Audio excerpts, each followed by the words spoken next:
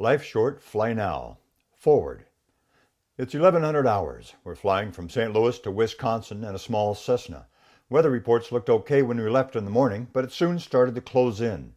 Our latest onboard electronics with weather radar and IR satellite imaging made it look like we could fly under the cloud deck, so we pressed on.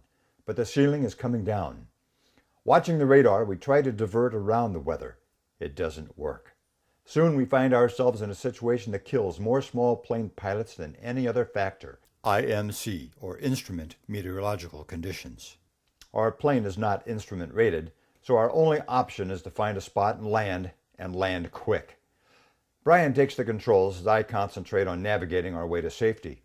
Brian says, "Where's the nearest airport?" Cooley let sharply over the intercom. I quickly reply, "Tri-County Airport in Savannah, Illinois." Brian, "Which way?" I say, "Turn 30 degrees left." Brian asks, "How far?" I reply, "About 12 miles, next to the Mississippi River." "What's the MAA?" That's minimum en route altitude, says Brian. I look for the box on the chart, but Brian glances over on my lap and spots it first. There it is, 1,500 feet. We're now flying about 1,800 feet, which means we're only about 300 feet off the ground. The terrain is rolling and hilly. We need a path to follow to keep us from running into a hill.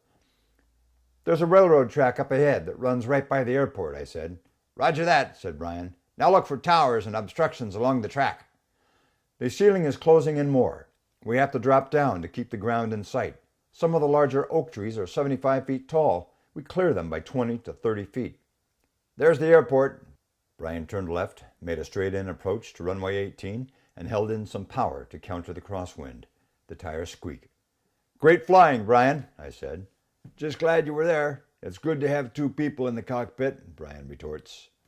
That's Brian, modest.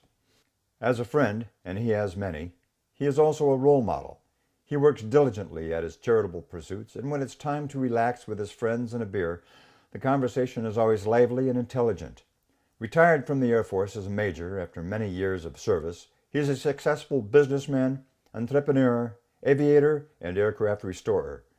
He plays guitar, gives spiritual guidance, attends to hospice patients. He lives part-time in Florida, St. Louis, Missouri, and on his sailboat in the Puget Sound. A favorite quote? "Life should not be a journey to the grave with the intention of arriving safely in an attractive and well-preserved body, but rather to skid in sideways, joystick in one hand, beer in the other, body thoroughly used up, totally worn out, and screaming, 'Woohoo! What a ride!'" Another quote from Leonardo da Vinci. "For once you have tasted flight, you will walk the earth with your eyes turned skyward, for there you have been, and there you will long to return." Forward by Jeff Wilson, NBC multimedia journalist, private pilot, friend.